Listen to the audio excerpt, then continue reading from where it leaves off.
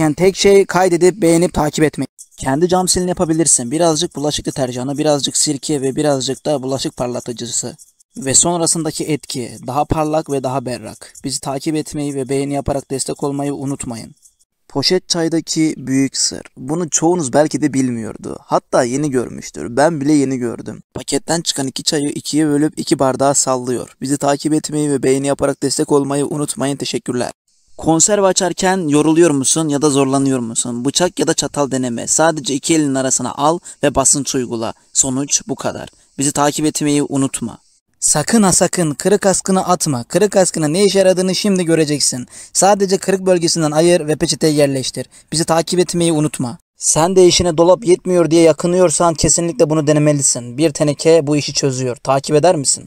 Su ısıtıcısındaki oluşan bu lekeler için Hatice ablamız sadece bulaşık makinesi parlatıcısı kullanarak bu işi çözüyormuş. Siz de bizi takip etmeyi ve beğeni yaparak destek olmayı unutmayın. Teşekkürler. Tırnak makasının başını tutup ileri iterseniz tırnak makası kendini kilitler. Bu bilgiyi yeni öğrendiysen bizi takip et. Kesinlikle bu yolu denemelisin. Közlenmiş patlıcanı streç film arasına katıp bu güzel pratik yolu deneyebilirsin. Bizi takip etmeyi ve beğeni yaparak destek olmayı unutma. Banyoda ya da başka bir yerde ulaşamadığın bir yer varsa kesinlikle bu taktiği, pipet taktiğini denemelisin. En güzel örnek, en güzel pratik yol pipet taktiği. Bizi takip etmeyi ve beğenerek destek olmayı unutmayın. Teşekkürler. Konserveleri açarken en önemli şey kaşık. Sadece ucuyla kaldır ve sonrasında esnet. Bu kadar basit. Bizi takip etmeyi ve beğeni yaparak destek olmayı unutmayın. Simetri hastalığın varsa kesinlikle bu yöntemi denemelisin. Çatalı batır ve sonrasında kes. Bizi takip etmeyi unutma. Teşekkürler. Yeni aldığın ürünün üzerindeki etiketi fön taktiği ile işsiz bir şekilde çıkartabilirsin. Takip etmeyi unutma. Senin de musluğunda su lekesi kalıyorsa mum taktiğini kesinlikle denemelisin. Bizi takip etmeyi ve beğenerek destek olmayı unutmayın. Teşekkürler. Sen de krem peyniri yerken zorlanıyorsan bu taktiği kesinlikle denemelisin. Çok pratik ve çok kolay. Bizi takip etmeyi ve beğenerek destek olmayı unutmayın. Evet kardeşim, dondurucuda yer mi kalmadı? Yapman gereken tek şey buradaki bu boşluğa bu güzel hazineyi takmak. Bizi takip etmeyi unutma. Abiler ablalar, merdivenden kayanlar, bu bulaşık deterjanı ile bu su ısıtıcısındaki lekeleri götürebilirsiniz. Tabii ki o bulaşık deterjanı bulaşık parlatıcısı. Bizi takip etmeyi ve beğenerek destek olmayı unutmayın. Teşekkürler. Yani şu gördüğünüz olay erkek başıma ben bile defalarca yaşadım. Bilmiyorum siz kadınlar kaç kere yaşadınız. Pratik yolu ise sadece yan ocağın başlığı. Bizi takip etmeyi ve beğenerek destek olmayı unutmayın. Teşekkürler. Öncelikle ekmeğin ortasını kes ve sen ayağını tavada erit. Ekmeği tavaya at ve ortasına yumurta kır. Sonra yumurtayı karıştır ve bezelye ekle. Biraz sosis, biraz baharat ve sonrasında peynir. Üstüne ekmeği kapat ve afiyet olsun. Bizi takip etmeyi unutma. Aslında bir içeceği soğutmak çok kolay. Islak bir peçeteyi etrafına sar ve dolaba bırak. Bu bilgi için Sinem ablamıza teşekkür ederiz. Bizi takip etmeyi ve beğeni yaparak destek olmayı unutmayın. Halkın fakirliği Japon kralın hikayesi. Japonya'da 4. yüzyılın sonuna doğru tahta oturan İmparator Nintoku yüksekçe bir kuleye çıkar ve ülkesine bakar. Bulutlara doğru yükselen tek duman dahi görmeyince halkının fakir düştüğünü ve bu yüzden hiç kimsenin evinde pirinç bile pişiremediğini anlar. Hemen bir ferman çıkartan Nintoku, halkının 3 yıl boyunca bir tek kendileri için çalışması emrini verir. Sarayda çalışanları dahi evlerine gönderir. Sadece kendileri için çalışan halk 3 yılın sonunda fakirlikten kurtulur ve bolluğa kavuşur. Nintoku yine kuleye çıkar, ülkenin her köşesinde ocakların tütmekte olduğunu gökyüzüne yükselen dumanlarla anlar. Yanındaki eşine büyük bir mutlulukla bakar, artık zenginiz der. İmparatoriçe ise 3 yıl süren bakımsızlıktan dolayı her köşesi eskiyen, çatısı akan, çiçekleri bile solmuş sarayı göstererek sen buna zenginlik mi diyorsun der. Nintoku'nun cevabı yüzyıllardır Japonların aklından çıkmaz. Halkın fakirliği bizim fakirliğimizdir. Halkın zenginliği de bizim zenginliğimizdir. Bizi takip etmeyi ve beğenerek destek olmayı unutmayın. Teşekkürler.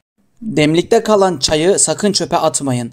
Demlikte artan çay ile bir parça pamuğu ıslatıp veya kullandığınız poşet çayları soğuduktan sonra 10 dakika boyunca gözlerinizin üzerinde bekletirseniz gözlerdeki kaşıntıyı, iltihabı ve göz altındaki morlukları giderir. Artan çayı iyice süzdürün ve saçlarınızı şampuanladıktan sonra çay ile durulayın. 10 dakika bekledikten sonra saçlarınızı tekrar normal suyla durulayın. Saçlarınız canlı ve parlak bir görünüm kazansın. Ilık çay dolu bir leğenin içinde ayaklarınızı 10 dakika bekletirseniz çay size hem dinlendirir hem de ayak kokunuzu giderir. Artan çay posasını iyice kurutup poşetleyin ve buzdolabının raflarına yerleştirin. Buzdolabında kötü koku oluşumunu engeller, kötü koku varsa da yok eder. Bizi takip etmeyi ve beğenerek destek olmayı unutmayın. Teşekkürler. Karpuz yemek, karnı ve mesaneyi yıkayan sabun gibidir. Deriyi temiz ve tezyin eder. Susuzluğu giderir, göze kuvvet verir. Bağırsak kurtlarını düşürmeye birebirdir. İncir yemek hem kanın pıhtılaşmamasını sağlar hem de koyu kanı sulandırır. Yaralar iyileştirir, bağırsakları açar ve boşaltır. Ayrıca çoğu hastalığa şifadır. Cennet meyvesi. Sakızın faydaları. Şekersiz sakız çiğnemek ağız içi salgıyı arttırarak ortamın pH düzeyini düzenler. Bu durum zararlı bakterilerin yaşamasını ve kötü kokulu nefesi engellemeye yardımcı olur. Onun için lütfen sakız çiğneyen insanları eleştirmeyelim. Bizi takip etmeyi ve beğeni yaparak destek olmayı unutmayın. Teşekkürler. Tarihe cehennemden gelen kaynana olarak geçen acımasız kadın Elizabeth Duncan. Çok sevdiği biricik oğlunu hiç kimseyle paylaşmak istemeyen Elizabeth Duncan'ın hikayesi. Elizabeth Duncan 6 çocuklu bir anneydi. Ancak oğlu Frank'e ayrı bir ilgisi vardı. 30 yaşına kadar annesiyle birlikte yaşayan Frank, bir gün annesinin evden ayrılacağını söylediğinde annesi intihara teşebbüs etti. Olay sonucunda kaldırıldığı hastanede annesiyle ilgilenen hemşire Olga ile Frank'in arasında duygusal bir yakınlaşma başladı. Bunun üzerine bir de Frank annesinden gizli Olga ile evlilik yapınca bunu öğrenen anne gelininin sonunu getirecek planları çoktan hazırlamaya başlamıştı. Önceleri anne sürekli Olga'yı telefondan taciz etmeye başladı. Sonuç alamayınca farklı kişileri oğlu ve gelini gibi göstererek mahkemeye çıkardı ve kağıt üzerinde boşanmalarını sağladı. Frank sinirlenmesine rağmen karısını bırakamayınca gelinini öldürtmeye karar verdi kaynana. 17 Kasım 1958 gecesi avukat olan Frank'in daha önceden hüküm giymiş müvekkillerinden bir tanesine $6.000 vererek gelinini öldürttü. Olga önce dövüldü, sonra boğularak feci şekilde can verdi. Üstelik öldürüldüğünde Olga 7 aylık hamileydi. Derin olmayan bir mezara gömülen Olga'nın bulunması ve katillerinin yakalanması ise uzun sürmedi. Bu cani kaynana ise Kaliforniya'da idam edilen son kadın olarak tarihe geçti. Bizi takip etmeyi ve beğeni yaparak destek olmayı unutmayın. Teşekkürler. Evet, kedi köpek tüyünden sen de mi bıktın? Onun için yapman gereken şey çok basit. Sadece bir tane topuk taşı al ve halıyı böylece sürt ve bütün tüylerden kurtul. Bizi takip etmeyi ve beğeni yaparak destek olmayı unutma. Teşekkürler. Onişidi'den mektup veya tesbih böceğinden, hatta top böceğinden mektup diyebiliriz. Bizleri evinizde, hatta iş yerlerinize görmüş olabilirsiniz. Hatta tiksinti duymuş da olabilirsin. Peki o halde size doğadaki görevimizi anlatayım. Bizler cıva, kadmiyum ve kurşun gibi yeryüzünde zararlı ağır metalleri kaldırmada yararlı izopot kabuklarının bir alt grubuyuz. Toprağın ve yeraltı sularının temizlenmesine katkıda bulunuruz. Bizlere zirai ilaçlar atmayın. Evinize nem olmadıkça gelmeyiz. Nemsiz ortamda yaşamayız. Veya evinizde çokça görüyorsanız bizi, mobilyalarınızdan biri çürümüş olabilir ya da evinizde su kaçağı olabilir. Bizi takip etmeyi ve beğeni yaparak destek olmayı unutmayın. Teşekkürler. Ünlü otomobil firması Ford'un kurucusu Henry Ford birisini işe almaya karar vermiş.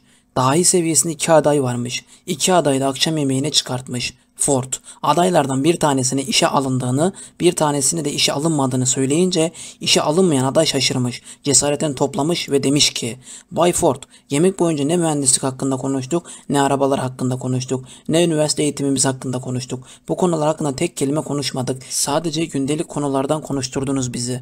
Neden beni değil de diğer arkadaşımı işe alıyorsunuz? Henry Ford cevap veriyor. 2 sebepten dolayı. Birincisi, arkadaşın bifteğinin önce tadına baktı, sonra üzerine tuz döktü. Sen bunun tam tersini yaptın. Ön yargılısın. İkincisi ve daha önemlisi de şudur. Gece boyunca arkadaşım bütün garsonlara teşekkür ederek lütfen diyerek çok kibar bir şekilde davrandı. Ama sen garsonları görmezden geldin ve sadece benimle konuşurken kibardın. Garsonlara karşı kibar değildin. Şirketime olumlu anlamda katkı yapmasını beklediğim, ileride lider olacağını düşündüğüm bir kişiden sadece üstlerine değil tüm çalışanlara insan gibi davranmasını beklerim diyor. Gerçekten çok büyük hayat dersi. O zaman sen de evleneceğin adayı yemeğe çıkar. Bizi takip etmeyi ve beğeni yaparak destek olmayı unutmayın. Teşekkürler. Harika tarifler sayesinde bu salatalığı kendine getireceğiz. Sönmüş ve suyunu çekmiş. Bu sağlamlığa kavuşturmak istiyorsan yapman gereken şey çok basit. Sadece bir tane çanak ve içine birazcık buz ve ondan sonra su ve bu çanağı dolapta bekletip ve sonraki süreçte bu sağlamlığa, bu sertliğe kavuşturmuş oluyoruz. Bizi takip etmeyi ve beğeni yaparak destek olmayı unutma. Sen de yağlı tava yıkarken zorlanıyorsan yapman gereken şey çok basit. Şişeyi kes ve teli içine oturttur. Bizi takip etmeyi unutma. Sen de oje sürerken zorlanıyorsan yapman gereken şey yara bandı taktiği. Aslında bu taktikle çok profesyonel ve çok güzel şekilde oje sürebilirsin. Bunu kesinlikle değerlendirmelisin. Bizi takip etmeyi ve beğeni yaparak destek olmayı unutmayın. Teşekkürler. Aygın bir firmada yönetim işe girmek isteyenlere bir soru sormuş ve soruya en uygun cevabı veren kişiyi işe almışlar. Bu soruda doğru veya yanlış cevap diye bir şey yok. Sadece düşünce sistemi önemli. Soru şu şekilde. Karanlık yağmurlu bir gece yağmur yağıyor, fırtına var, gök gürlüyor ve siz sabaha karşı 2'de tek başınıza ıssız bir yolda arabayla gitmektesiniz. Arabanız 2 kişilik, biraz ileride otobüs durağında 3 kişi sizi bekliyor. Birincisi bir doktor sizi daha önce geçirdiğiniz kalp krizinden kurtarmış. İkinci kişi çok yaşlı ve hasta, neredeyse ölmek üzere olan birisi. Üçüncüsü hayatınızın rüyası, her zaman tanışmak için can attığınız birisi. Hava gittikçe kötüleşiyor ve arabanızda sadece bir kişiye yer var. Böyle bir durumda siz ne yapardınız? Doğru cevap gelene kadar yorum yapın ve cevaplarınızı bekliyoruz. Doğru cevap geldiği zaman yukarı sabitlenecektir. Bizi takip etmeyi ve beğeni yaparak destek olmayı unutmayın. Teşekkürler. Öncelikle bizi takip etmeyi unutmayın. Bu zamana kadar birçoğumuz çöp poşetini yanlış takmışız. Buna ben de dahil. Yapmamız gereken tek şey gördüğünüz üzere. Bizi takip etmeyi unutma. Köyün birinde yaşayan kimsesiz ve fakir Merdo, çeşme başında bir kız görür ve birbirlerine aşık olurlar. Kızı komşu köydeki yaşlı bir adama verdiklerinde Merdo perişan olur. Bir kez de olsa kızı görebilmek için sık sık komşu köye gider ama ne çare. Bir gün yolda karşılaştığı Meczub'a bu durumu anlatır. Meczup da bu durumu kızın kocasına anlatır. Kızın kocası, sevdiğin olduğunu bilsem seninle evlenmezdim. Görüşün ama kimse duymasın. Ben ölünce evlenirsiniz der. Merdo ve genç kız yeniden buluşmaya başlar, konuşmaya başlar ancak bu durum köylerin kulağına gider ve kocasını doldurmaya başlarlar. Adam Merdo'yu öldürmeye karar verir. Meczup tüm bunlardan haberdardır ancak Merdo'yu ikna edemez. Genç kız ile buluşmak için her zamanki gibi o köprüden geçen Merdo, kızın kocası ve adamları tarafından oracıkta öldürülür. Meczup'un anlattığı bu hikaye dilden dile dolaşır. Bu tür hikayelerin devamı için bizi takip etmeyi ve beğeni yaparak destek olmayı unutmayın. Teşekkürler. Bu Japonlar harika adamlar. Bilindiği gibi Honda 2 yıl önce İngiltere ve Türkiye'deki fabrikalarını kapatma kararı aldı. Honda'nın Türkiye fabrikası Gebze Çayırova'da bulunuyor ve sadece Civic modellerini üretiyordu. Ve kapatma tarihi olan 2021 yılı Eylül ayı geldi çattı. 1997 yılında bu yana, yani 24 yıldır ülkemizde faaliyet gösteren şirket çalışanları için veda programı düzenlendi. Hatıra fotoğrafları çekildi, ikramlar yapıldı. Honda çalışanlarını yine kendisine yakışır şekilde uğurladı. Honda Türkiye 30 Eylül 2021 tarihiyle 1200 çalışanının kıdem tazminatlarını hesaplarına yatırdı. Ayrıca işçileri çıkardığı için 8 maaş tutarındaki ihbar tazminatlarını da yatırdı. Honda bunlarla sınırlı kalmadı. Tüm çalışanlarına veda münasebetiyle birer Cumhuriyet altını hediye etti. Bununla da kalmadı. Rapor, devamsızlık gibi durumları bulunmayan bütün personele ayrıca birer maaş performans primi verdi. Yani umarım bizim güzel ülkemizde de böyle güzellikleri görürüz. Bizi takip etmeyi ve beğeni yaparak destek olmayı unutmayın. Teşekkürler. Evet, senin de mi tavukların var? Yapman gereken tek şey abimizin taktiğini uygulamak. Bir pet şişesinin kapağına montaj yaparak ve onu ters çevirerek buna ulaşabilirsin. Bizi takip etmeyi ve beğeni yaparak destek olmayı unutmayın. Tavuğunuza afiyet olsun. Kral bütün erkekleri huzuruna çağırır ve der ki, erkekler 2 sıra olsun. Bir sırada eşleri tarafından yönetilen erkekler, diğer sırada eşlerini yöneten erkekler. Kral erkeklerin karşısına geçer, bir bakar ki eşleri tarafından yönetilen erkeklerin sırası 1 kilometreden uzun. Ama eşlerini yöneten erkeklerin sırasında sadece bir adam duruyor. Kral diğer sıradakilere çok kızar. Kendinizden utanın. Siz bu dünyada güç ve idarenin temsilcisi olmanıza rağmen şuraya bakın. Hepiniz güçsüz, karaktersiz 1 kilometrelik bir sürü olmuşsunuz. Bakın bir erkek şu yan sırada tek başına gururla dikiliyor. Ondan ders alın der ve adama sorar. Oğlum sen anlat. Bunlara sen ne yaptın da eşlerini yöneten erkekler sırasında bir tek sen oldun? Adam cevap verir. Bilmem, karım bana burada durmamı söyledi. Bizi takip etmeyi ve beğeni yaparak destek olmayı unutmayın. Teşekkürler. Sen de kaşar peynirini doğrarken sıkıntı yaşıyorsan yapman gereken şey çok basit. Bizi takip etmeyi unutma. Teşekkürler. 2015 yılında Los Angeles şehrine su sağlayan barajdaki suyun aşırı sıcaklarda buharlaşarak susuzluğa yol açmasını önlemek için baraj elma büyüklüğünde 96 milyon siyah plastik topla örtüldü. Bu uygulama buharlaşmayı %90 önledi. Bizi takip etmeyi ve beğeni yaparak destek olmayı unutmayın. Teşekkürler. Sen de benim gibi hazır cipsi döktükten sonra acaba ağzını nasıl kapatırım diye düşünüyorsan yapman gereken şey çok basit. Aslında biber dolması yaparken şişe taktiğini kesinlikle deneyebilirsin. Yapman gereken tek şey şişenin baş bölümünü kes ve biberleri bu şekilde çıkart. Bizi takip etmeyi ve beğeni yaparak destek olmayı unutma. Dünyanın en fakir ama gönlü en zengin olan devlet başkanı Uruguay'da. Hadi gelin bu adamı tanıyalım. Devlet başkanlığı görevini yürüttüğü yıllar boyunca başkentin dışındaki tek odalı evinde eşiyle birlikte yaşadı ve bu evi başkanlık konutu olarak kullandı. Gösterişe ve servete önem vermeyen bu başkan 2012'de devlet başkanlığı sarayını başkentteki evsizler için tahsis etti. Tüm dünya liderlerinin koruma ordusuyla gezmesine inat, yalnızca 2 polis tarafından korunmayı tercih etti. Makam aracı olarak kendisine ait olan 1987 model Vosvos'u kullandı. 8.000 euro olan maaşının 7.500 eurosunu sosyal programlara bağışladı.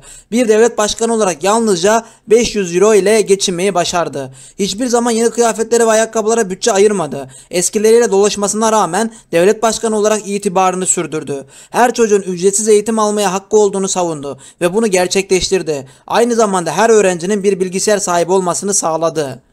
Medyanın tarafsız ve bağımsız yayın yapabilmesi için elinden geleni yaptı. Adı rüşvet skandalına karışan herkesi istifaya davet etti. Bu konu hakkında yorumlarınızı merak ediyoruz. Yorum yapmayı unutma. Beğeni ve takip ederek destek olursan çok seviniriz. Teşekkürler. Yeni doğmuş bir bebekle hiç konuşulmasa, o bebek etrafında hiçbir konuşma olmasa büyüdüğünde hangi lisanı konuşurdu? 13. yüzyılda 2. Frederick bu soruya bir cevap bulmak istiyor ve onlarca yeni doğmuş bebeği bir odaya kapatıyor. Bakıcılar bebeklerin altını değiştiriyor, karınlarını doyuruyor ama tek bir kelime etmeden, göz teması kurup başlarını okşamadan odadan çıkıyorlar. Fakat gelin görün ki bebeklerin hangi dili konuşacağı hiçbir zaman öğrenilmiyor. Çünkü bütün bebekler melek olup uçup gidiyor. Bu çok acı bir deney de olsa doğamıza dair çok önemli bir şeyi hatırlatıyor bize. İnsan sevgiye ve görülmeye, ekmeğe ve suya olduğu kadar aç ve muhtaçtır. Şimdi bir kardeşimiz sorar, işitme kaybı olan bebeklerimiz de mi ölecek? Tabii ki hayır. İlgi ve şefkat söylemeyle değil, gösterme ve hissetmeyle alakalı. Bizi takip etmeyi ve beğeni yaparak destek olmayı unutmayın. Teşekkürler. Ketçabın ağzını açarken sen de zorlanıyor musun? Yapman gereken şey çok basit. Kapağın arkasındaki bu tarafı kullan ve ondan sonra geri tak. Bizi takip etmeyi ve beğeni yaparak destek olmayı unutma. Sizler de ıslak mendiliniz bittiği zaman sakın ha sakın atmayın. Bir priz kapağı olabilir. Alzheimer hastası olanlar fıstık ezmesinin kokusunu alamazlar. Fıstık ezmesi testi bu hastalığın teşhisinde belirleyici rol oynar. Çünkü koku alamamak beyindeki hasarın işaretidir. Dizden ameliyat olmadan önce bunu mutlaka deneyin. İbn Sina'nın kemik düzelten yağ dediği kuyruk yağının dizlere sürülüp kapatılması ve en az 2-3 kere uygulanması dizlere çok yararlı olduğu söylenmektedir. Bizi takip etmeyi ve beğeni yaparak destek olmayı unutmayın. Teşekkürler. Dünyanın en şanssız insanı Frank Selak ile tanışın. 1962'de bindiği tren raydan çıktı ve donmuş göle düştü. Bu kazadan sadece Frank kurtuldu. 40 yıl sonra bindiği uçağın motoru durdu. Uçak yere çakılırken arızalı bir kapak açıldı. Frank dışarıya fırladı. Uçak bir tepeye düşüp 19 kişi hayatını kaybederken paraşütsüz bir şekilde havada süzülen Frank bir saman yığının üzerine düştü. 2 yıl sonra bir otobüsle yolculuk ederken otobüs buzda kaydı. Vadiye yuvarlanan 4 yolcu öldü. Frank yine kurtuldu. Toplu taşımadan korkmaya başlayan Frank 1970 yılında araba kullanmayı tercih etti. Bir gün arabasının motoru alev aldı ama Frank'in arabası patlamadan hemen önce dışarıya atlamayı başardı. 1995 yılında Frank'e direkt otobüs çarptı, yine kurtuldu. 1996 yılında arabası uçurumdan aşağı düştü ama Frank arabada değildi. Bir şekilde camdan atlayıp uçurumun hemen altında bir ağaca tutunmuş halde bulundu. Frank 40 yıl sonra bir piyango bileti aldı ve kazandı. Böylece adını tarihe en şanslı ve şanssız insan olarak yazdırdı. Bizi takip etmeyi ve beğeni yaparak destek olmayı unutmayın. Buzdolabınıza 1 TL koymadan sakın tatile çıkmayın. Farklı bir şehre gitmeyin. Neden mi? Bu Avrupa'da sıklıkla kullanılan bir yöntemdir. Öncelikle buzluğa bir kap su koyalım, donduralım, sonra üzerine 1 TL'yi koyalım ve üstünü kapatalım. Tatilden ya da farklı bir şehirden döndüğünüzde 1 TL buzun üzerinde duruyorsa dolaptaki gıdaların hepsini güvenle tüketebilirsiniz. Eğer 1 TL buzun altına düştüyse o gıdaları sakın yemeyin. Buzluğunuz uzun süre enerji kesintisine uğramış, dolaptaki tüm ürünleriniz bozulmuş olabilir. Yani buzdolabı uzun süre durunca tüm ürünler çözülmüş ve çalışınca tekrar donmuş demektir. Bu süre zarfında et, tavuk ve benzeri ürünler %90 bozulacaktır. Bu da sağlığınıza büyük zarar verir. Bizi takip etmeyi ve beğeni yaparak destek olmayı unutmayın. Teşekkürler. Buna ihtiyacımız var. Kızlar, devir ekonomi devri. Aslında yapmanız gereken şey çok basit. Sadece birazcık karbonat ve sonrasında az bir şey limon ve birazcık da üzerine sirke, Çok az bir şekilde de bulaşık deterjanını ikileyip sonra kaynattığınız suyu üzerine döküp ve onu beklemeye alıp bekleme süresi bittikten sonra suyun altına alıp durulayıp ve sonra bezle silmeyi unutma. Bizi takip etmeyi ve beğeni yaparak destek olmayı unutma. Teşekkürler. Buraya Avustralya'da modellik yapan genç bir kadın. Avustralya'da düzenlenen bir maratona katıldığı esnada orman yangınının ortasında kaldı. Vücudunun %64'ünde yanıklar oluştu ve doktorlar hayatta kalmasının bir mucize olduğunu ifade ettiler. 5 ay hastanede tedavi görüyor. Bu feci kazadan sonra o sırada sevgilisi olan Michael, yani şimdiki eşi, işinden istifa edip Turiya'ya bakıyor. Gazeteciler Michael'a soruyor. Ondan ayrılmayı düşünmediniz mi? Michael ise soruya şöyle cevap veriyor. Ben onun ruhunu sevdim, karakterini sevdim. O benim sonsuza dek kalbimde olacak. Turiya 2 yıl boyunca maske taktı. Geçirdiği operasyonlar sayesinde ve zamanla suratında gelişme görülmeye başlandı. Michael ona her gün çok güzelsin demeyi ihmal etmedi. Ve aklıma Victor Hugo'nun şu muazzam cümlesi geliyor böyle zamanlarda. Sadece bedenleri, şekilleri, görüntüleri sevenlere ne yazık. Ölüm her şeyi yok edecek. Ruhları sevmeyi deneyin. Bizi takip etmeyi ve beğeni yaparak destek olmayı unutmayın. Teşekkürler. Biraz sonra size gerçekten yaşanmış bir olay anlatacağız ve bundan güzel dersler çıkarmak dileğiyle. Slovak girişimci Lucia Krokova 2022 yılında Barcelona'da bir fırın açtı. Tüm tanıdıkları ona destek olmak için ilk gün dükkanın önünde sıra oluşturdular. Yurt dışında bir kişi girişime başlarsa ilk müşterileri, hatta yatırımcılara ailesi ve yakın çevresi olur. Bizde ise yakın çevre genellikle ücretsiz bekler veya indirimin en dibine vurur. Eğer akrabanız, arkadaşınız ve bir yakınınız girişime başladıysa lütfen hediye veya indirim beklemeyin. Tam desteğinizle önemsediğinizi gösterin.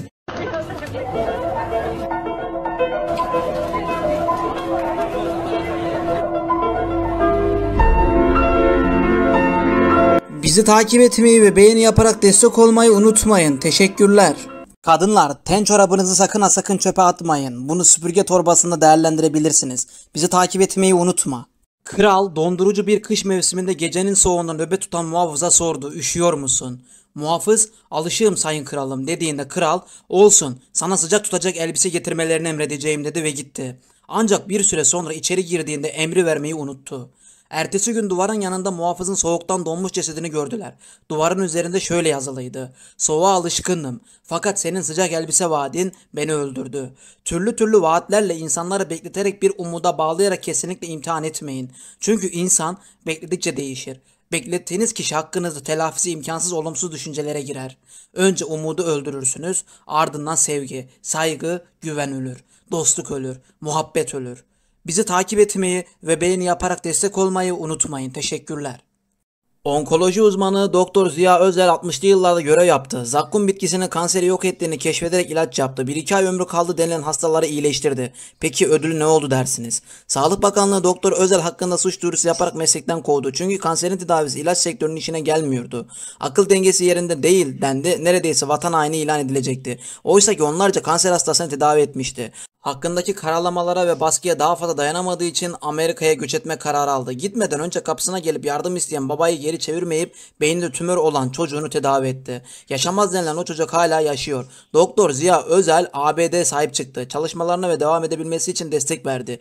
İlacın patenti alındı ve ABD kendi vatandaşları üzerinde kullanmakta. Bu ilaç ülkemize çok büyük kazanç sağlayabilirdi ama biz ona sahip çıkamadık. Doktor Özel 2 sene önce vatanından uzak bir şekilde hayatını kaybetti. Bir önemli insanımızı da böyle harcadık. Bizi takip etmeyi ve beğeni yaparak destek olmayı unutmayın. Teşekkürler. Muzlu Snickers tarifi artık çok kolay. Muzu ikiye böl, sonra fıstık ezmesine batır ve yer fıstığı, birazcık çikolata ve dolaba kat, sonrasında afiyet olsun.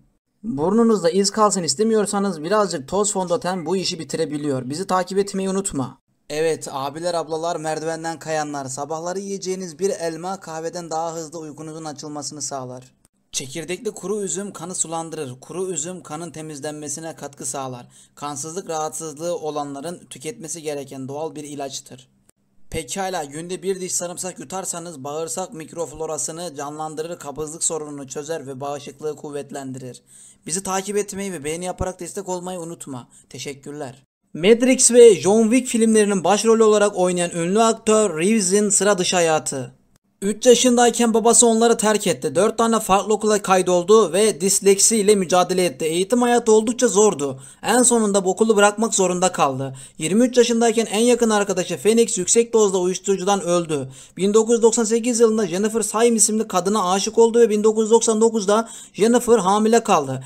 Kızları olacaktı ancak 8 ay sonra çocukları ölü doğdu. Onun ölümüyle harap oldular ve ilişkileri sona erdi. 18 ay sonra Jennifer bir araba kazasında hayatını kaybetti. O zamandan sonra ilişkilerden uzak durdu. Daha sonra en küçük kız kardeşi lösemi oldu. Onu tedavi ettirdi ve diğer lösemili çocuklar için kar amacı gütmeyen kuruluşlar kurdu. Bu vakıflar hala lösemili çocuklar için görev yapıyor. O malikanesi olmayan tek ünlü aktör. Hiçbir koruması yok. Onu süslü püslü moda giysiler giyerken göremezsiniz. Lüks araçları yoktur. 100 milyon dolar değeri vardır ama metroya binerek ulaşımını sağlar. Film çekimlerinde set çalışanlar daha fazla kazansın diye kendi kazancından kesinti yaptırdığı da bilinmektedir. Dublörlerine Harley Davidson marka motor hediye ettiği de söylentiler arasında. Reeves, traji dolu hayatı hikayesini gazeteciye anlattıktan sonra şöyle diyor. Sonuçta sanıyorum hepimiz aynı fikirdeyiz ki bir trajedinin içinde bile bir yıldız yetişebiliyor. Hayatınızda ne olup bittiğini bir önemi yok. Hepsinin üstesinden gelebilirsiniz. Hayat yaşamaya değer. Bizi takip etmeyi ve beğeni yaparak destek olmayı unutmayın. Teşekkürler. Türkiye'de yaşanmış bu trafik kazasının dünyada başka eşi ve benzeri yok. Tarihler 58 yıl önce 11 Ağustos 1965'i gösterirken sabah saat 03.15 sularında D100 karayolu üzerinde İstanbul-Ankara seferini yapmakta olan Özdemir S yönetimindeki yolcu otobüsü Hendek Akova mevkiinde Kargali Hanbaba Köyü yakınlarında şaft arızası nedeniyle yol kenarında beklemekte olan Mustafa F kontrolündeki nitrik asit yani kezzap yüklü kamyona arkadan çarptı. Kaza sonucunda kamyon tankerinde bulunan kezzap toprağa ve yolun kenarındaki su birikintisine döküldü. Kezzapın su ile tepkimeye girmesi sonucu oluşan yoğun duman nedeniyle otobüsün içerisindeki uyuyan yolcuların bazıları otobüsün yandığını düşünerek panik halinde otobüsü terk etmeye çalıştı. Otobüsü terk eden 25 yolcunun ayakları yerdeki asit sebebiyle erimeye başlayınca yolcular acılarını dindirmek için su kezzap karışımının içine girdiler ve 18 yolcu asitin içinde eriyerek feci şekilde hayatını kaybetti. Bizi takip etmeyi ve beğeni yaparak destek olmayı unutmayın. Teşekkürler. İlk defa haber izlerken gördüm. Televizyonun sesi kısıktı. İsviçreli veya Hollandalı modern çiftçilerden biri işte. Türkiye'de niye olmaz böyleleri diye düşündüm. Sesini açınca röportajın sonuna yetiştim ve şok. Adam Türkiye'de çiftçi. Çiftçi demek tuhaf geliyor. Zira adam çiftçi denince akla gelen şeyden çok farklı bir yerde. Süt işiyle uğraşıyor aslında. Ancak yemini kendi yapıyor, yem üretmek için ekiyor, biçiyor. Neyi nasıl elde edeceğini araştırmış deniyor. Verim alınca diğer çiftçilerle paylaşıyor. Çiftçiliğini son derece randımanlı bir şekilde kullanıyor. Bu muhteşem adamın adı Sencer Solakoğlu. 11 yaşında İsviçre'ye gitmiş, sonrasında ABD davranış bilimleri üzerine akademik kariyer yapmış, birkaç yabancı dili çok iyi konuşabiliyor. Orada bir süre çalıştıktan sonra 2008 yılında çiftçi olmaya karar vermiş. Kurduğu çiftlik dünyada süt verimliliğinde ilk 10 içerisinde. Teknoloji ve teknik üretim yapıyor. Yabancı çiftçiler ve heyetler gelip çiftliğini inceliyor adamın. Yurt dışında çok daha büyük paralar kazanabilecekken ülkesine dönmüş ve yerli çiftçileri eğitmeye çalışıyor. Ülkemiz adına halen umudumuz olması gerektiğinin eti kemiğe bürünmüş hali Sencer Solakoğlu. Kendisine teşekkür ediyoruz. Bizi takip etmeyi ve beğeni yaparak destek olmayı unutmayın. Teşekkürler. Bir sanat merkezinde tanınmış bir ressam sergisi vardır. Ressam sergisini gururla dolaşırken resimlerden birinin karşısında duran ve resmi hayranlıkla izleyen bir kız çocuğu görür. Bu durum dikkatini çeker. Kız bir yandan tabloya bakar, bir yandan da çantasını karıştırıp bulduğu bütün paraları avucuna alır. Ressam gayet sıcak bir tavırla çocuğun yanına yaklaşır, resmi beğendin mi diye sorar. Kız çok ciddi bir sesle evet der ve acaba satılık mı, anneme almak istiyorum diye devam eder. Tablo en az 100.000 dolar değerindedir. Ressam gülerek kıza sorar kaç param var? Kız ciddi ciddi avucundaki paraları sayar. 55 dolarım var, tüm param bu der. Ressam tablonun etiketine bakar ve ne şanslısın, tablo tam 55 dolara satılık. Al bakalım tablo senin diyerek tabloyu kız çocuğuna verir. Bu diyaloğu karşıda seyreden galeri sahibi ressamın yanına giderek hiddetle ne yapıyorsunuz siz? O tablo 100.000'ler değerinde diye bağırır. Ressam sakin ve mutlu bir şekilde cevap verir. Doğru, benim tablolarıma 100.000'ler verenler var ama bugüne kadar bütün servetini veren hiç kimse olmamıştı. Unutmayın, herkesin değer algısı farklıdır.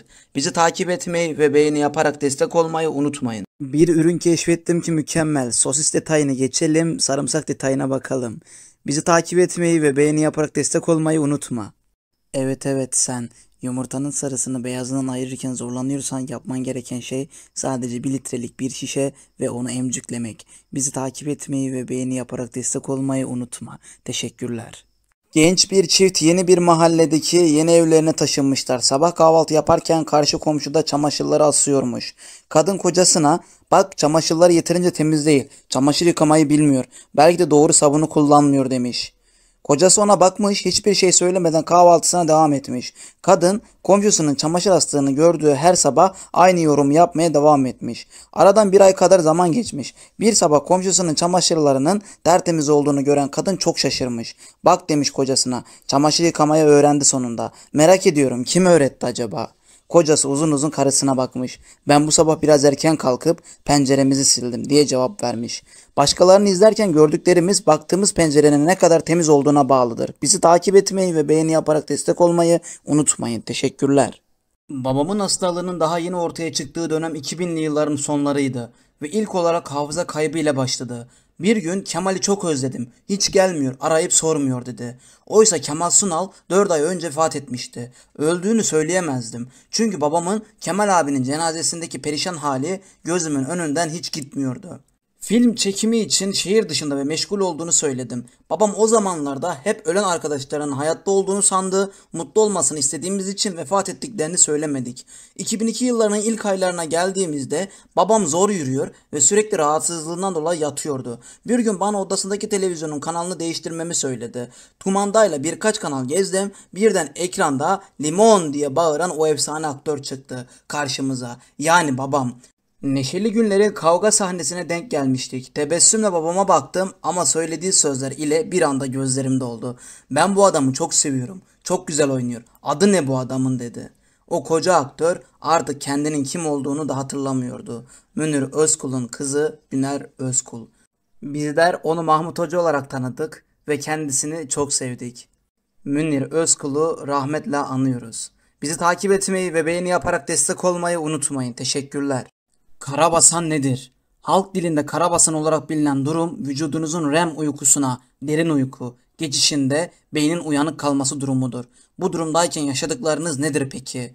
Bu durumda insan yarı koma haldedir ve beyin vücuda geçici olarak sinyal gönderemediği için hareket etmek mümkün değildir. Bu durumdayken çeşitli hayal ve rüyalar görmek, olmayan sesleri duymak son derece normaldir. Bilimsel adı uyku felcidir. Bu konuda sizin de düşünceleriniz varsa yorumda bildirmeyi unutmayın. Bizi takip ederek ve beğenerek destek olursanız sevinirim. Teşekkürler. Yıllardır boşuna limon ikiye bölüyormuşuz. Yapmamız gereken tek şey başucundan bir kürdanla delip kullanmak. Bizi takip etmeyi unutma. Kadınlar yeşillikleriniz çürüyor ise yapmanız gereken sadece 3-4 tane kürdanı içine atın ve dolaba katın. Bizi takip etmeyi ve beğeni yaparak destek olmayı unutmayın. Teşekkürler. Evet arkadaşlar, belki de birçoğunuz bu soğuk kahvenin nasıl yapıldığını bilmiyor. Aslında pratik bir yolu var. Sadece süt ve kahve. Sonra ağzını kapat, istediğin kadar çalkala. Çalkaladıktan sonra yapman gereken şey bir bardağa buz doldurup ve ondan sonra yaptığın karışımı eklemek. Bizi takip etmeyi ve beğeni yaparak destek olmayı unutmayın. Teşekkürler. Mükemmel. Kim olduğu bilinmeyen kişiler için kullanılan sarı çizmeli Mehmet Ağa deyiminin efsane olmadığı sanılanın aksine 1800'lü yıllarda Kuzey Kıbrıs Türk Cumhuriyeti'nin Göçeri köyünde yaşadığı bilinir. 1871 yılında Kıbrıs'a konser vermek için gelen Barış Manço, köylülerden sarı çizmeli Mehmet Ağa'nın hikayesini öğrenmesiyle şarkı yazdı. Manço, şarkının geniş kitlelere ulaşmasının ardından 1982 yılında sarı çizmeli Mehmet Ağa'nın mezarını daha iyi yaptırdı. Sarı çizmeli Mehmet Ağa'nın mezarı Lefkoşa yakınlarında Göçeri köyünde bulunuyor. Hadi gelin sarı çizmeli Mehmet Ağa'nın hikayesine geçelim. Yıl 1800'lü yıllar. Mehmet Ağa köyün ağasıdır. Diğer bir anlamda köyün babasıdır. Genel olarak köy ağalarını eski Türk filmlerinde kötü olarak anımsarız. Bunların aksine Mehmet Ağa çok hayırsever bir insandır. Mehmet Ağa şehirdeki tüm esnaf tarafından tanınırmış. İhtiyaç sahipleri ise yaptıkları alışverişlerde hesabı Mehmet Ağa'ya yazdırırmış. Ayın belli günlerinde şehre inen Mehmet Ağa tüm esnaflara uğrar, borçları ödermiş. Hatta yeni evlenen gençlere hediye olarak toprak yer verirmiş. Mehmet Ağa hayatı boyunca hayır işleriyle meşgul olmuş. Yardımlar yapmış ve zengin bir toprak ağası iken 5 parası bir şekilde vefat etmiş. Barış Manço 1971 yılında gittiği Kıbrıs'a bu hikayeyi duyar ve araştırır. Daha sonra da bu unutulmaz eseri ortaya çıkarır. Ayrıca Barış Manço 1982 yılında Mehmet Ağa'nın mezarını bulur ve bir mezar taşı yaptırır. Bizi takip etmeyi ve beğeni yaparak destek olmayı unutmayın. Teşekkürler. Bayanlar ve beyler, sizin için güzel bir taktik bulduk. İç çamaşırınız için yer bulamıyorsanız yapmanız gereken sadece bir askılık ve maşalar. Bundan sonraki süreç ise kurumasını beklemek. Bizi takip etmeyi ve beğeni yaparak destek olmayı unutmayın. Teşekkürler. Bir ürün hayal et, termosa gerek kalmasın. Bu gördüğünüz ürün termosun önüne geçebilecek harika bir ürün. Yapmanız gereken sadece içeceğiniz şeyi içine doldurup ve ondan sonrası çeşme gibi. Bizi takip etmeyi ve beğeni yaparak destek olmayı unutmayın. Teşekkürler. Aklında bulunsun. Regal döneminde çiğ tüketilen yeşil biber rahimdeki iltihap ve kistlerin vücuttan kolayca atılmasına yardımcı olur. Sofranızdan eksik etmeyin. Yoğurt salatasının düzenli tüketilmesi kilo vermeye neden olabiliyor ve ayrıca salatalık ile beraber yenen doğal yoğurt yüksek ateşi indirir, soğan da katılırsa enfeksiyon hastalıklarına iyi gelir.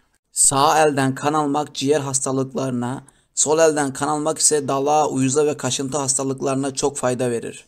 Ayrıca beyaz undan yapılan mayalı ekmek ve poğaçalar sıcak yenilirse bağırsaklarda B vitamini üretimi yavaşlar. Bizi takip etmeyi ve beğeni yaparak destek olmayı unutmayın. Teşekkürler. Mimar, yazar ve gazeteci Aydın Boysan başından geçen ilginç bir olay anlatıyor.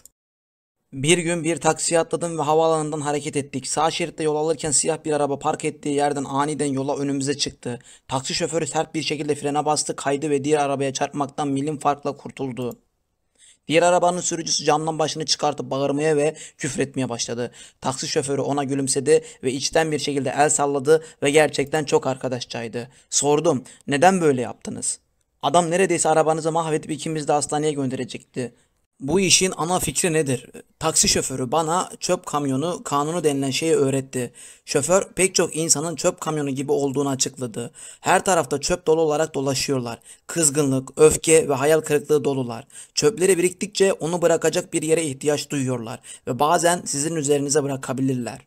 Kişisel algılamayın. Sadece gülümseyin. Onlar için iyi şeyler temenni edin ve yolunuza devam edin. Onların çöpünü alıp iş yerinize, evinize veya sokaktaki diğer insanlara dağıtmayın. İşin ana fikri şu ki, başarılı insanlar çöp kamyonlarının günlerini mahvetmesine ve ellerine geçmesine izin vermezler. Hayat sabahları pişmanlıklar ile uyanmak için çok kısa. Dolayısıyla size iyi davranan insanları sevin. İyi davranmayanlar için dua edin dedi. Ve o taksi şoförü uzun yıllar okullarda öğrenmediğim şeyi öğretti. Bizi takip etmeyi ve beğeni yaparak destek olmayı unutmayın. Teşekkürler. Abiler ablalar, evinde böyle musluk tarzı varsa artık rezillik çekmeye son gibi görünüyor. Çünkü şunun güzelliğine bak. Yapman gereken sadece yerleştirip ondan sonra kullanıma açmak. Sizce ürün iş görür mü? Bizi takip etmeyi unutma. Kadınlar, şeftalinin çekirdeğini çıkarmakta zorlanıyorsan yapman gereken şey sadece bir adet cımbız. Cımbızla içine oy ve çıkar. Bizi takip etmeyi unutma. Teşekkürler. Wikis çocukluğumuzdan günümüze kullanılan bir merhemdir. İçinde bulunan kafur ve mentol sayesinde sürülen noktalardaki kılcal damarları genişleterek toksin arttırır ve ağrıyı azaltır.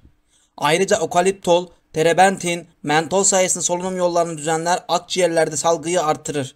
Wikis'i sadece solunum yolları için kullanıyorsanız yanılıyorsunuz. İşte Wikis'in bilinmeyen faydaları. Gece yatarken ayak tabanlarınıza Wikis sürün. Ovalayarak yedirin ve çoraplarınızı giyin. Öksürüğünüz varsa hemen kesildiğini fark edeceksiniz. Özellikle gece oluşan öksürükleri bu uygulama hemen durdurur.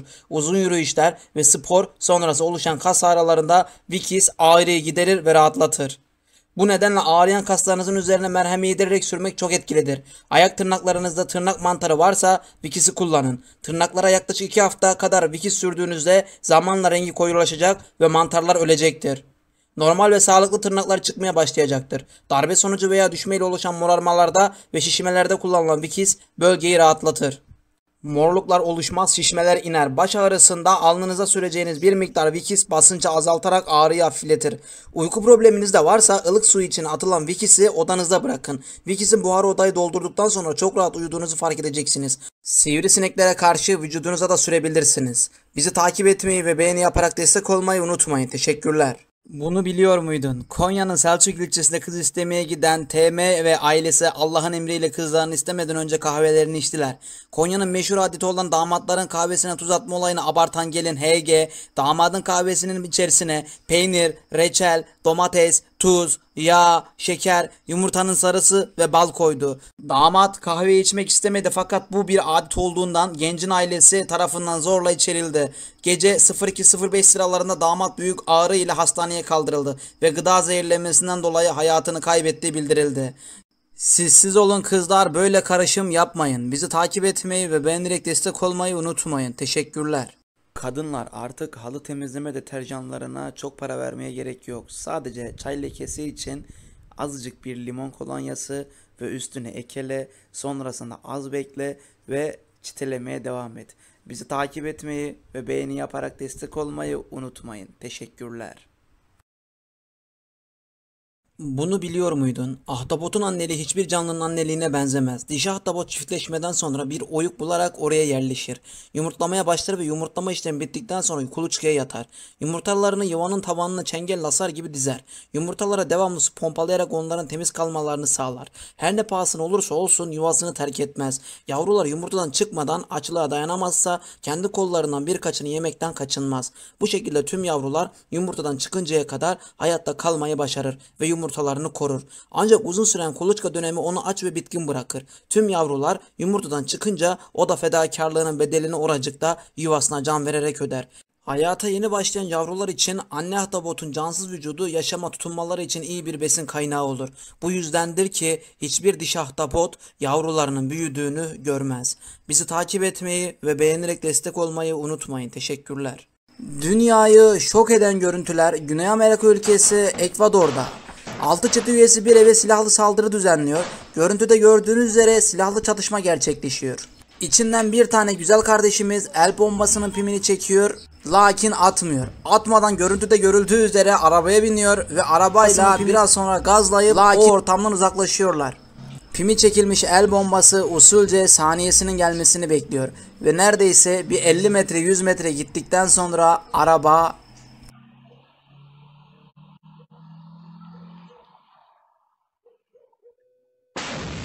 patlıyor ve 4 çete üyesi orada can veriyor.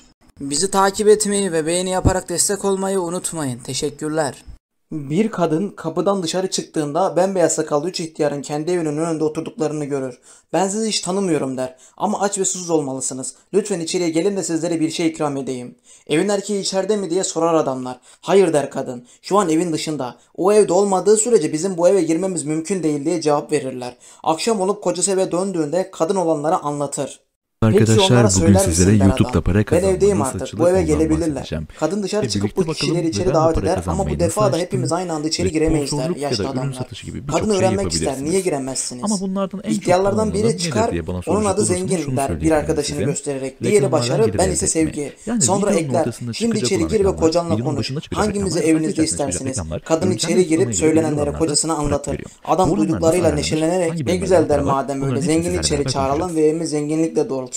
Kadın itiraz Öncelikle eder. Canım YouTube iş ortaklığı niçin programı başarıyı YouTube kanalısı çağırmıyor? para Bu sırada kazanıyorsunuz. evin diğer Bu kanalda köşesinde benim bulunan yaptığım şey gelin ilk konuyu aboneyi atlar. ve 4000 saat Sevgiyi geçmiş çağırsak oldu. daha iyi Şimdi olmaz mı? 4000 Evimiz saat dediğim sevgiyle abone gerçekten dolar. çok zor gibi İkisi gözükebiliyor. gelinin Özellikle sözünü dinler 4000 ve saatin dışarı son çıkar 365 gün kadın içerisinde sevgiyi olması içeri gerekiyor. çağırır. Yani sizin O bir sırada bir diğer yıl iki yaşlı da 4 içeri ay oldu benim gelmektedir kanalımız açıldı. arkasından. O ilk 4 Kadın aylık siz izlenme niye bugün geliyorsunuz diye baktığımızda o sorduktan değerlendirmeyi sonra son hemen 365 gün sevgi yani bir dönüp yıl oluyor. cevaplar. Şimdi yani Ben sizin burada varsam bakacağınız şey en azından onlar benim da size vardır. önereceğim şey Ve bir benimle abone 4000 beraber saat geçmiş olacak. zenginlikle 4000 başarı saat da dediğimizde gelecektir o 240 eve. bin dakikaya tekabül Bizi ediyor. takip etmeyi ve beğeni Yani yaparak örneğin siz 10 destek dakikalık olmayı bir video atsanız unutmayın. bunlar çoğu Teşekkürler. zaman tamamen izlenmiyor. 3 Kuşkonmaz dakika olarak Camii'ye izleniyor. neden kuş 3 dakika konmuyor? izlenmesi olan bir Üsküdar'da videonun sahil 80 bin şeridinde izlendiği bulunan zaman Kuşkonmaz ortalama Camii 3 dakika olduğu için 1580 240 bin yılında dakikayı doldurmuş Şemsi olacak Ahmet hemen Paşa hemen. tarafından Ama Mimar tabii Sinan'a ki burada başka yaptırıldı. detaylar var. Yani Titizliği aslında para nedeniyle kazanmadan Mimar belirli şartlar Sinan'dan var. üzerine Kanalınızın YouTube'a kuşların uygun olması lazım. konmayacağı Yani ve aslında pisletemeyeceği çocuğun bir cami kullanmamanız yapmasını lazım. istedi. İşte yasa dışı Usta şeylerden mimar bahsetmemeniz bunun lazım. üzerine Ya da araştırmalarını YouTube'un tonlarca yaptı olan ve çözümü kurallarına buldu. uymanız lazım. Kuşların Bu kadar rüzgarların uyduktan yönünden sonra etkilenmesi özgün bir içerik sebebiyle çekiyorsanız camiyi ve kuzey 1000 ve aboneniz güney geçtiyse rüzgarlarının 4000 saat kesiştiği izlenmede bir yıl noktaya inşa yaptıysanız artık etti. para kazanmak için Caminin başvurmaya bulunduğu hazırsınız. konumda rüzgar hiçbir Aşağıda zaman oyun eksik olmuyor. İki Nerelerden farklı para rüzgar kazanabilirim? Şimdi ilk tam bu sıradaki yerde çakıştığı hizmet için mesajını onlarca kuşlar içerisinden oraya getirdim. iniş yapamıyor. Şu an aktif olarak Tam kullanıyorum. 500 Bunlara yıldır beraber bakalım. bu caminin İzleme sayfası üzerine reklamlarına kuş geldiğimizde konmuyor. ise burada İşte zaten diyor ki büyük izleme Mimar sayfasında Sinan'ın reklamlarla YouTube dehası Premium ve aracılığıyla para ustalığı. kazanıyorsun. Bunu geçtik. İnsanlar ikiye bölünmüş durumda. Shorts Bazı satış reklamlarına insanlar baktığınızda camiye aklınız kuş Shorts ve yeni YouTube konduğunu, Premium'dan kazanıyor bazı oluyorsunuz. insanlar Üyelikler ise kısmında ise yılın belli üyelerinize aylarında rozet veriyorsunuz. kuşların Yani konabildiğini örneğin benim öne de üyelik sürüyor. için rozetlerim Bu ve konu birçok fırsatım hakkında var. Eğer siz bana ne çok uygun fiyatlarla düşünüyorsunuz? katıl Bizi butonuna basarak takip üye olmak etmeyi isterseniz ve beğeni bana çok yaparak yardımcı olmuş destek olursunuz. olmayı unutmayın. Üyelikler vererek Teşekkürler. örneğin 5 yıllık Duyunca üyelik, 10 yok yıllık artık üyelik yani diyeceğiniz Silver 5 Gold, garip işte olayı Emerald sizin Diamond için gibi derledik. seri yaparak Sovyet kişilere özel videolar arkeologlar paylaşabilirsiniz. Timur'un Sadece mezarını bir açtıklarında falan yani katıl butonu benim tamamen mezarımı var. her kim Onlara özel rozet açarsa verebilirsiniz. benden daha Yorumlarını, korkunç bir güzel istilacı şekilde baş paylaşmalarını gösterecek sağlayabilirsiniz. diyen Ve bir birçok yazıp da bulurlar. Watson Tarih 20 Öncesi Haziran videonun bulunması için göstereceğim de 1941'dir. bir vaattir. 22 Haziran'da O tamamen ise size kalmış. Almanya Süper kısmına Sovyetler geldiğinizde Birliği'ni ise işgal sizin videonuzu etmiştir. izleyenler ve Kaplan, beğenenler Jaguar ve bizde ise, Leopar gibi büyük kanal kediler bazılarınızı Calvin Klein'ın bir bunu da yine parfümüne incelemenizi bayılıyor. tavsiye ederim. Peki, Öyle ki bu ben para koku kazanmaya hazırım. belgesel Nasıl sorgulayacağız? Onun çekimlerinde için kontrol hayvanları önemli. ortaya İçerik, çıkarmak analitik için kısmından analize kullanılıyor. girmemiz lazım. 50 bin Bu yıl yöntemi önce bilmiyorsanız da kanala Avustralya'da tıklayıp YouTube at stüdyoyu büyüklüğünde izleyeceksiniz. Ben şu an ördekler onu mevcuttu. Bir Fransız 1998 yılında intihara karar verdi. Bunun için deniz kıyısının yamacına tırmandı. Yamaçtaki kıyıya ipi bağladı, diğer ucunu da boynuna bağladı. Ardından garanti olsun diye bir şişede zehri içti ve kendini ateşe verdi. Sonra uçurumdan atladı, tam atlarken de elindeki silah ile başına ateş etti. Kaderin garip cilvesi, silahtan çıkan kurşun sekti, boynundaki ipi kopardı. Uçurumdan düştüğü nehir vücudundaki yangını söndürdü. Su çok soğuk olduğu için vücudu şoka girdi ve zehri kustu. Sudan onu bir balıkçı çıkardı, hastaneye kaldırdı. Adam hipotermiden, yani vücut ısısının çok fazla düşmesi sonucu hayatını kaybetti. 1898 yılında Morgan Robertson Titan Kazası isimli bir kitap yazdı. Kitapta büyük bir yolcu gemisinin okyanusta buzdağına çarpması anlatılıyordu. 14 yıl sonra Titanic deniz faciası meydana geldi. Çoğu insanın gidip yaşamak istediği Finlandiya hakkında daha önce duymadığınız ilginç bilgiler. Batmayan güneş. Finlandiya'da yaşanan bu muhteşem doğa olaylarının ismi gece yarısı güneşi. Özellikle Lapland bölgesinde 2 ay boyunca güneş hiç batmaz. Batar gibi olur ve tekrardan yeniden doğar. Bakiyi buradan güncel olarak görebiliyorsunuz. Buradan da yine ödeme almayla ya da reklamlarla ilgili yaşadığınız bir şeyler varsa yine bu bölümden görebilirsiniz. Ödeme eşiğini tamamlamayla ilgili süreci de arkadaşlar yine ödemeler bölümüne girip ödeme hesabını YouTube olarak seçtikten sonra alt tarafta görmüş olduğunuz gibi şu an toplam tutar en az 200 TL, ödeme eşiğiniz ise aylık ödeme olarak yapılır diye belirtmiş. Bu ödeme eşiğinizin yüksek gelirli insanlara ise yüksek trafik cezası yazılmaktadır. Tek bir hız sınırı ihlali için 200.000 euro para cezası kesildiği olmuştur. Finlandiya'da temel insan hakkı olarak kabul edildiği için internet bedavadır. Her vatandaş interneti ücretsiz olarak kullanmaktadır. Finlandiya'da özel okul diye bir şey yoktur. Ayrıca eğitim masraflarının tümü de devlete aittir. Devlet doğuma teşvik etmek için doğum yapan anneye 3 yıl ücretli izin vermektedir. Doğum yapan kadına çalışmasa bile 3 yıl boyunca maaş ödenmektedir. Bez ve mama masrafları karşılanmaktadır. Finlandiya eğitim seviyesi en gelişmiş ülkedir. Neredeyse bütün çocuklar 10 yaşına kadar İsveççe, Fince ve İngilizce öğrenmektedir. Bizi takip etmeyi ve beğeni yaparak destek olmayı unutmayın. Teşekkürler. Çoğu insanın gidip yaşamak istediği İngiltere hakkında daha önce duymadığınız bilgiler. İngiltere'de hava çoğunlukla kapalı, nadiren güneşlidir. Hiç beklemediğiniz bir anda yağmur yağışı yaşanabilir. Bazen aylarca kapalı olabilir. Eğer farelerden ya da sıçanlardan korkuyorsanız Londra'ya gelmemeniz sizin için iyi olacaktır. Parkta yürüyüş yaparken bir anda bir grup fare önünüzden geçebilir. Farelerin ülkede böyle çok olmasının sebeplerinden biri de çöplerin dışarıda birikmesidir. Fransa, İngiltere'ye sanıldığından daha yakın. Yüksek hızlı tren ile Londra'dan Paris'e 2 saatten daha kısa bir sürede ulaşabilirsiniz. Dünyadaki tüm toprakların 6'da 1'i resmi olarak İngiltere Kraliyet ailesine aittir. İçerisine 34 tane Türkiye sığabilecek kadar büyük bir topraktır. İngiltere'nin alım gücü oldukça yüksek ve işsiz kalmak zordur. İşsiz kalmanız için çalışmayı istemiyor olmanız gerekir. Ayrıca ülkedeki erkek berberlerin birçoğu da Türklerden oluşur. Londra'da tıraş fiyatı 20-30 sterlin, yaklaşık 600 TL. Şimdiki kura göre nasıl bilmiyoruz. Şu an kullandığımız internetin mucidi İngiltereli bilim insanı Tim Berners-Lee'dir. Bunu icat ederek iyi mi yaptı yoksa kötü mü, orası sizin yorumunuza kalmış. Her gün televizyonda izlediğiniz kadını sabah işe giderken otobüste görebilirsiniz. Ya da bir markete gittiğinizde gazoz almak için elinizi uzattığınız rafa siz de aynı anda hamle yapan kişi bir milletvekili veya bakan çıkabilir. Bizi takip etmeyi unutma. Teşekkürler. Gaziantep'e bir Fransız gelir. Tekstilcilere akıl verir. Makineleriniz yetersiz. Yenileyin. Dünya pazarı sizin olsun. En iyi makinelerin Fransa'da olduğunu söyler. Kendi mallarını pazarlar. Dinleyenler arasında bir usta vardır. Kendine özgü lehçesiyle "Bu adam ne diyor?" der. Kafaya takar, makinenin resmine bakar, demiri eritir, çeliği büker, vidasını, motorunu koyar, Fransızların 3 milyon euroya satacağı makineyi 50.000 liraya üretir. Yerli piyasaya sunduğu yetmez, Brezilya'ya kadar çeşitli ülkelere yaptığı makineleri gönderir. Bu usta Mennan Aksoy'dur. Diplomasız dahi. Mennan Usta çeliğe hükmetmeyen hiçbir şeye sahip çıkamaz derdi. Öyle bir teknoloji üretti ki yoğunluğu düşük triko üretti. Yazın serin, kışın sıcak tutan bir ürün. Dünya peşinde koştu, kapıştı. Size soruyorum o zaman. Mennan Usta ile diploma arasındaki fark nedir? Bizi takip etmeyi unutma. Teşekkürler. Milas'ın bir köyünden kadının birisinin kocası ölüyor. Kadın kocasının ölüsüne bakıp diyor ki, baktın hava yağmur havası, ocakta darhana çorbası. Ne diye ölüverdin? Gözü kör olası. Hikaye bu ya. Soğuk ve karlı bir kış günüdür. Padişah ve veziri kimseye haber vermeden ava çıkmışlardır. Gezmişlerdir, dolaşmışlardır, avlanmışlardır. Akşam yetmişlerdir, geri döneceklerdir. Bir türlü ormandan çıkamamışlardır. Artık karanlık çökmek üzere ve umutların tükendiği bir zamanlardır ki bir kulübecik görürler. Kapıyı çalıp misafir olmak istediklerini söylerler. Kulübe sakinlerine kabul görürler, misafir olurlar haneye. Ev sahibi erkek misafirlerinin için üşüdüklerini hissettiği an, hanım baksana nasıl üşümüşler, çorba kaynatır mısın misafirlerimize der. Ev sahibesi hanımefendi hemen kalkar ve toprak bir güvecin içinde çorba hazırlar. Çorbalar içilince içi ısınır misafirlerin ve rahatlar. Üstlerindeki abalları postları çıkarınca göz alıcı giysileri çıkar meydana. Az biraz genç olanı ben padişahım der. Hane halkı şaşırır. Demek ki padişah fakirhanenin konuğudur. Padişah devamla, benim sarayımda da her gün kazanlar kaynar ama hiç böyle lezzetli çorba içmedim. Bugüne kadar nedir bunun adı der. Ev sahibisi hanım şaşırır. Çorbanın da adı mı olurmuş? Adı üstünde çorba işte diye geçirir aklından. Ancak padişah soran gözlerini kadının gözlerine dikmiş. Gelecek cevabı beklemektedir. Ne desin kadın? Fakir ev anlamına gelen darhane çorbası hünkârım deyiverir. Geceyi o darhanede geçiren padişah ertesi gün ne yapmıştır bilinmez ama söyleyiş özellikleri nedeniyle günümüze tarhana olarak taşınmıştır. Tokat'ın Reşadiye ilçesinin bir köyünde daha 10 yaşını bile doldurmamış bir çocukken babası tarafından evlatlıktan reddedilir. Aynı gaddar babası annesiyle de yollarını ayırıp onu birkaç keçiyle birlikte bir çobana verir. Hem koyunu güdüp hem de çoban Celal amcadan okuma yazma öğrenince yıllarca onlara zulmeden babasından intikam almak için Ankara'ya silah almaya gider. Üstelik biletini de annesi alır. Fakat 11 yaşındaki bir çocuğa kimse iş vermez. 3 gün hiçbir şey yemeden sokakta kalır. Daha sonra Ulus'ta çakmak satarak günde 75 kuruş kazanmaya başlayınca gidip bir ciğerciyle anlaşır ve günde bir öğün ciğer yiyerek hayatta kalır. Sığıyede bir tuvalette yatıp kalkar. Anne tarafından kalan tarla ikiye bölünmesin diye karşısına çıkan abisi onu zehirlemeye çalışır. Fakat durumu fark edip kurtulur. O günden sonra silah almaktan vazgeçip tüm bağını koparıp İstanbul'a gider.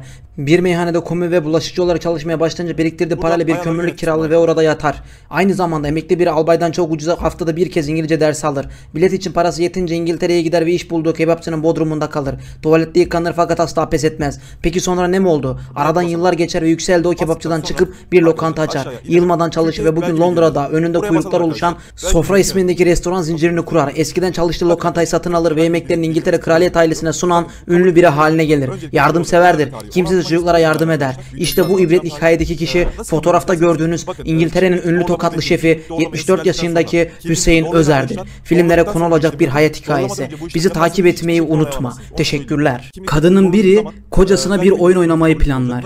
Adamın işten gelmesine yakın saatlerde artık onunla yaşamanın imkansız olduğunu, aşkının bittiğini ve evi terk ettiğini belirten bir mektup yazarak masanın üstüne bırakır ve yatağın altına saklanıp gizlice kocasının tepkilerini görmeye çalışır. Adam eve gelir gelmez mektubu görür, okur okumaz. Kendisi de bir mektup yazar oraya bırakır. Başlar ıslık çalarak dans etmeye ve telefonla sabırla birini arar. Aşkım, oh be, nihayet gitti. Evi terk etti. Artık aramızda mani olacak bir engel kalmadı. Ben hemen sana geliyorum diyerek koşarcasına evden çıkar. Yatağın altından çıkan kadın iyice yıkılmıştır ağlayarak. Hıçkıra hıçkıra kalkar ve kocasının ona bıraktığı mektubu okur. Ayakların görünüyordu şapşal. Ekmeği alıp geliyorum yazar. Meraklı eleman olarak şunu diyorum. Her zaman kadınının, eşinin ve beyinin değerini bil. Bizi takip etmeyi unutma. Teşekkürler. Aklında bulunsun. Tüm kadınlar hayatlarının herhangi bir döneminde memelerinde bir sertlik fark ederler. Böyle bir durumda akla ilk olarak kanser gelir. Meme kanseri belirtileri arasında en sık rastlanılan bulgu memede kitle ele gelmesidir. Bu kitlelerin büyük bir kısmı iyi huylu tümörlerdir. Bununla birlikte memede bir kitle ele geldiğinde mutlaka araştırılmalıdır. Memede ele gelen kitle iki farklı yapıdan biri olabilir. Kitle içi sıvı dolu bir kese olabilir. Buna kist diyoruz. Kistler genellikle adet zamanlarında daha da büyür ve ağrı oluştururlar. Özellikle menopoz öncesi 40'lı yaşlarda daha sık görülür. Basit kistler meme kanseri belirtileri arasında yer almazlar. Meme kanseri belirtisi olabilecek kitleler içi farklı bir doku ile dolu oluşumlardır. Bunlara da solid kitle diyoruz. Bu iki farklı yapıyı ayırmanın en iyi yolu kitlenin ultrason ile incelenmesidir. Pekala, bu konuyu ele alma sebebini sorarsanız da ben en yakınımı bu hastalık yüzünden kaybettim. Sizin de yapmanız gereken 40 yaş ve üzerindeki her kadının yılda bir kez yaptırması gereken bir sağlık taraması türü olan memografiyi kesinlikle yaptırın. Ve hastalığın yaşı yoktur arkadaşlar. Bizi takip etmeyi unutma. Teşekkürler. Kanuni Sultan Süleyman en yüksek duruma getirmiş olduğu devletin akıbetini hayal eder, günün birinde Osmanoğulları da inişe geçer, çökmeye yüz tutar mı diye düşünmeye başlar. Bu gibi soruları çoğu zaman süt kardeşi meşhur alim Yahya Efendi'ye sorduğundan bunu da sormaya niyet eder. Güzel bir hatla yazdığı mektubu Yahya Efendi'ye yollar. Güzel bir hatla yazılmış mektubu okuyan Yahya Efendi'nin cevabı bir bakıma çok kısa, bir bakıma içinden çıkılmaz bir hal alır. Neme lazım be sultanım. Topkapı Sarayı'nda bu cevabı hayretle okuyan sultan bir mana veremez. Yahya Efendi gibi bir zatın böylesine basit bir cevapla işi geçiştireceğini pek düşünmez. Söylenmeye başlar. Acaba bilmediğimiz bir mana mı vardır bu cevapta? Nihayet kalkar, Yahya Efendi'nin Beşiktaş'taki dergahına gelir. Sitem dolu sorusunu tekrar sorar. Ağabey, ne olur mektubuma cevap ver. Bizi geçiştirme. Soruyu ciddiye al.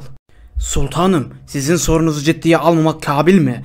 Ben sorunuzun üzerine iyice düşündüm ve kanaatimi de açıkça arz ettim. İyi ama bu cevaptan bir şey anlamadım. Sadece neme lazım be sultanım demişsiniz. Sanki beni böyle işlere karıştırma der gibi bir anlam çıkarıyorum. Sultanım, bir devlette zulüm yayılsa, haksızlık şai olsa, işitenler de neme lazım deyip uzaklaşsalar, sonra koyunları kurtlar değil de çobanlar yese, bilenler bunu söylemeyip sussa, fakirlerin, muhtaçların, yoksulların, kimsesizlerin feryadı göklere çıksa, bunu da taşlardan başka işitmese, işte o zaman devletin sonu görünür. Böyle durumlardan sonra devletin hazinesi boşalır, halkın itimat ve hürmeti sarsılır, asayişe itaat hissi gider, halkta hürmet duygusu yok olur, çöküş ve izmihlal de böylece mukadder hale gelir. Çin'den Türkiye'ye gezmeye gelen bir Türk'ün başından geçen ilginç olay.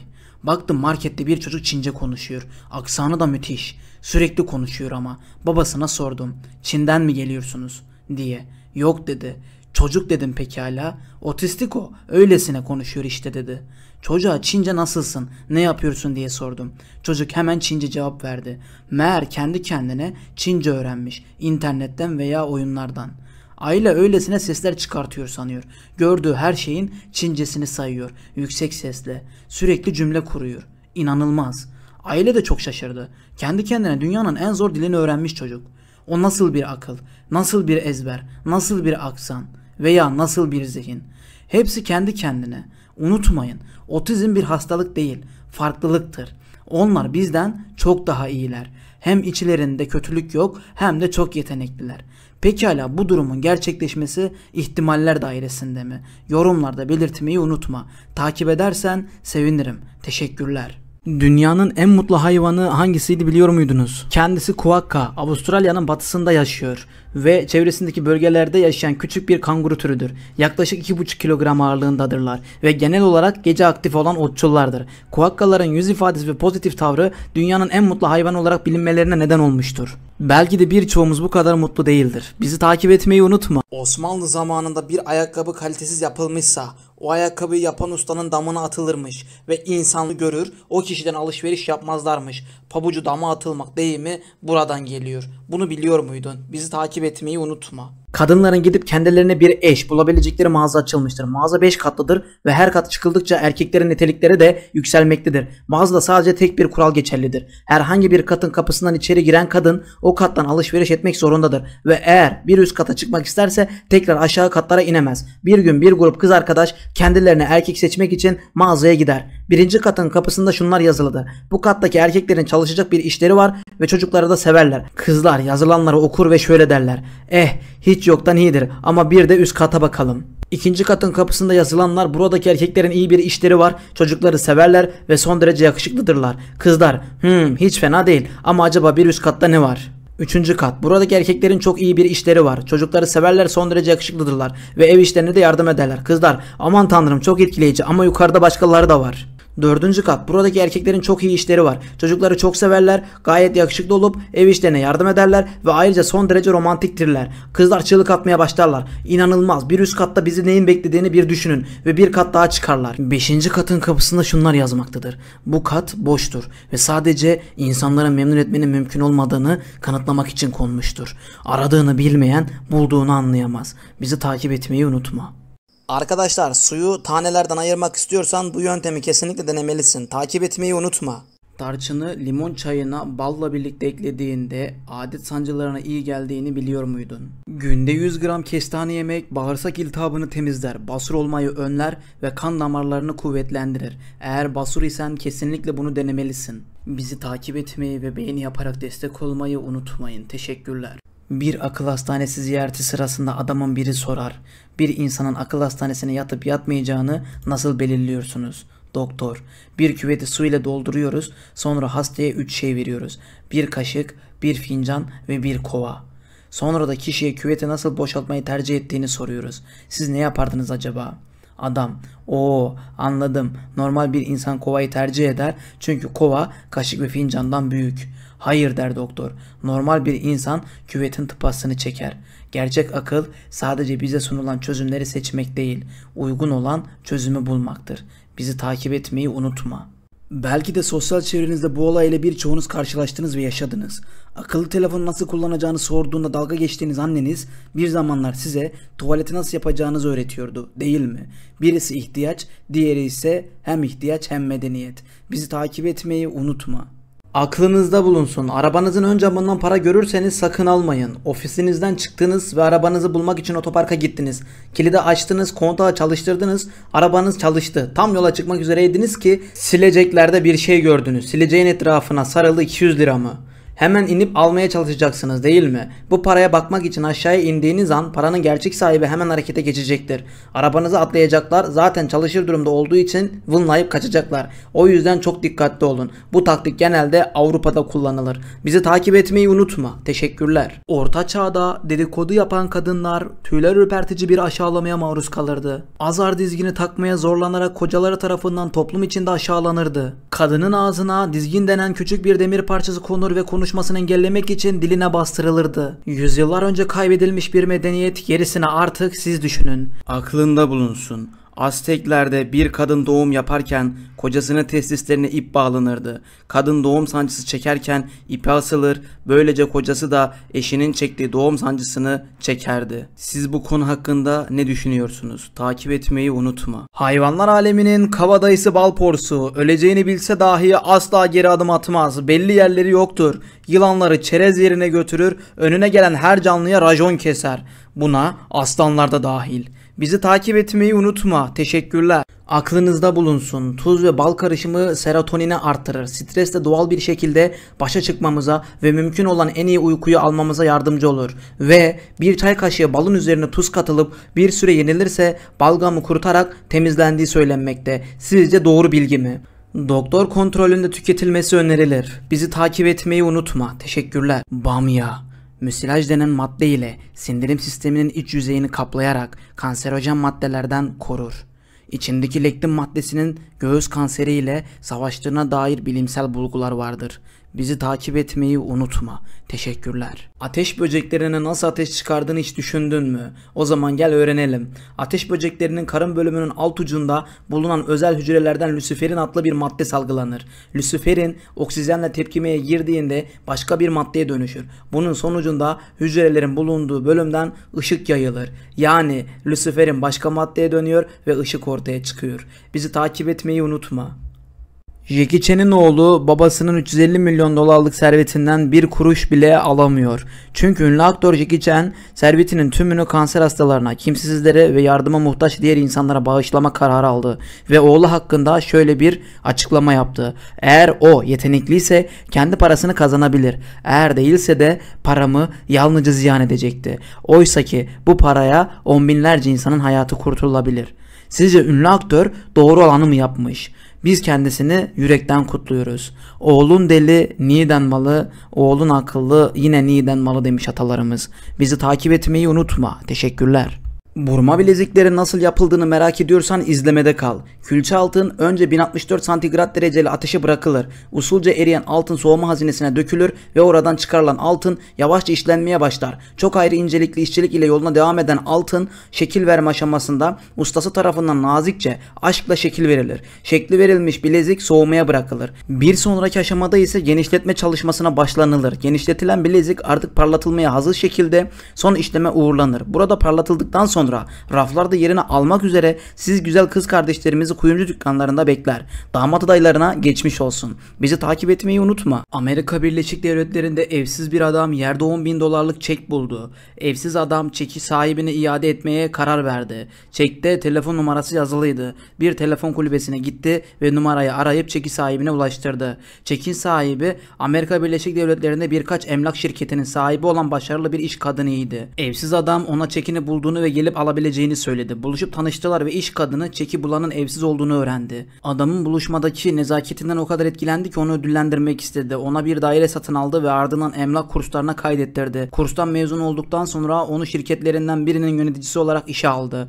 Şimdi o evsiz kişi şirkette müdür. Pekala, sen olsaydın ne yapardın? Bizi takip etmeyi unutma. Teşekkürler. Hadi eskiye gidelim. Yorumlarda buluşalım. Var mı bilenler? Veyahut eski devre gidelim. Çok eskiye. Aman Allah'ım. Ortada bir şey dönüyor. Neydi o? Veya elektrik çarpıyor. Hatırlayan var mı? Hatta kazın üstünde küçük bir çocuk.